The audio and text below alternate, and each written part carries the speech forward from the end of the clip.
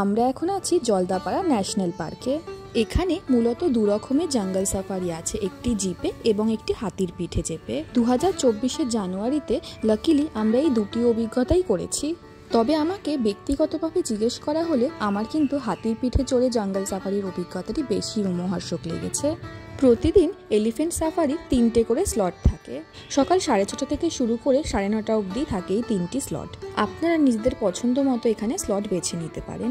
Slot বুকিংয়ের জন্য রয়েছে একটি অফিসিয়াল ওয়েবসাইট, যেটি আমি আমার ডেসক্রিপশন বক্সে মেনশন করলাম। আপনারা স্লট বুকিংয়ের পরে কিছু জিনিস অবশ্যই মাথায় রাখবেন। প্রত্যেকের অরিজিনাল আইডি কার্ড এবং আইডি কার্ডের ফটোকপি এবং তার সাথে টিকিটেরও একটি হার্ড কপি অবশ্যই ক্যারি করবেন।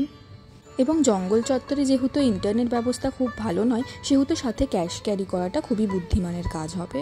এখানে হাতির পিঠে ওঠার জন্য একটি র্যাম্পের ব্যবস্থা রয়েছে, কাজেই বয়স্করাও সহজেই হাতির পিঠে চড়তে পারবেন। ভাগ্যদেবী সহায় থাকায় সেবার আমরা গন্ডারের দেখা পেয়েছিলাম। তাই আপনারাও যদি নর্থ বেঙ্গল যান তাহলে এলিফ্যান্ট সাফারি কিন্তু মাস্ট ট্রাই।